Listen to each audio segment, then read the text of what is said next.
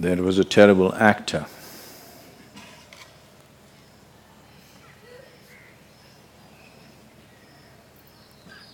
A truly lousy actor who was playing Hamlet. As the play went on, it got worse. When he came to the famous to be or not to be soliloquy, people started throwing things at him.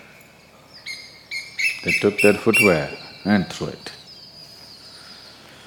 So he got off stage and said, "Well, folks, I didn't write this crap."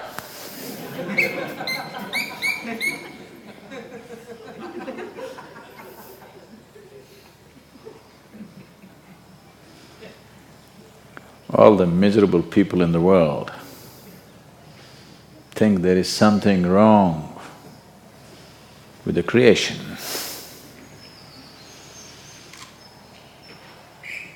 All the miserable people in the world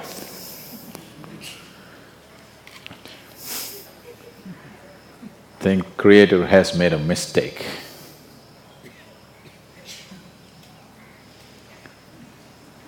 To explain this mistake or to explain themselves into that mistake, they have all kinds of philosophies.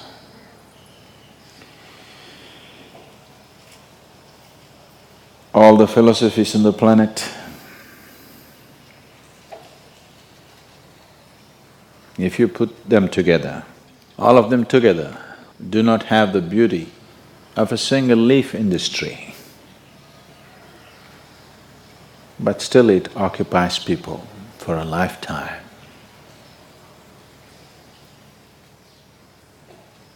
Because it gives them the kind of explanations that they like to hear.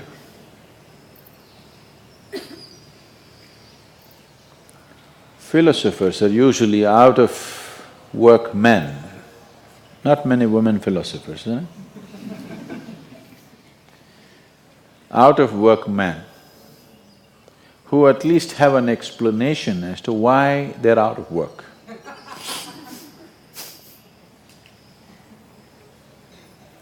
So these out-of-work men who have nothing else to do or nothing else to create,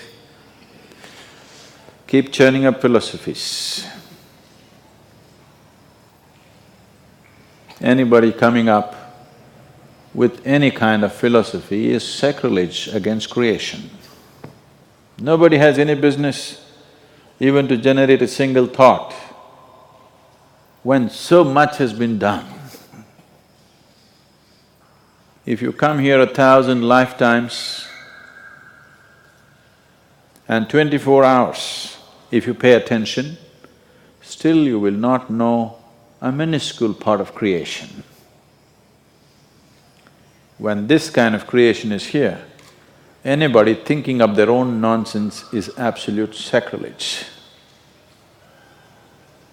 But socially, unfortunately, the world has reached a point where if you say something that nobody understands, most people believe you're being very intelligent. Intelligence is in being able to make people understand what they could not understand. Intelligence is not in what people knew perfectly well for ages, confused the hell out of them. That's not intelligence. But unfortunately, it passes off as being smart, being intelligent. People have fallen in love with words and lost the world. It's time to regain it. If you stand on the summit of the garbage heap of one's mind,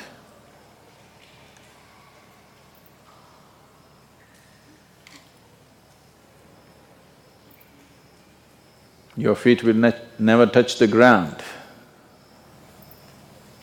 If your feet never touch the ground, you will never know what this is. It is for this reason that in this culture, wherever you see people go all out down, they want their whole body to touch the ground, not just the feet. Most part of their life or most part of the day, the very culture was designed in such a way that you walk barefoot unless you're going on rough terrain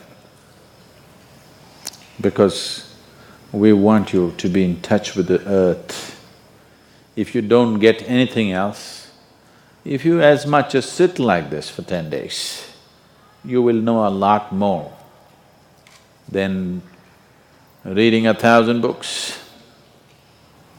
Because if you just sit like this, Mother Earth will creep up into you without your permission. Don't believe that. She need not creep up because as this little bit of grass has shot out of the earth, you also just like that, little mobile. Otherwise, right now as you sit here, you are just a mound of earth. That's all you are. You may believe yourself to be something, but that's all you are. And that's not small. If you believe yourself to be something other than that, you're small. Otherwise, you're the planet itself, you're the creation itself.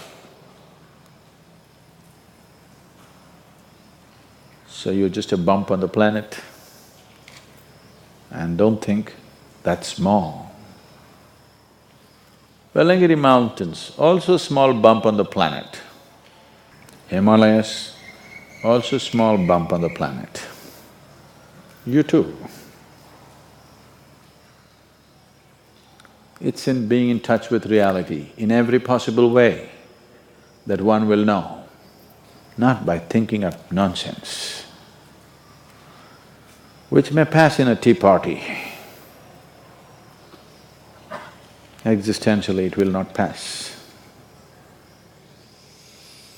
It may pass with a bunch of fools that you've gathered around you in the form of society.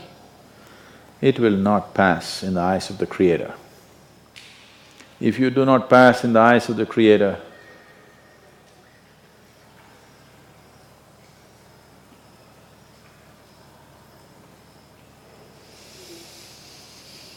all the other distinctions that you may attain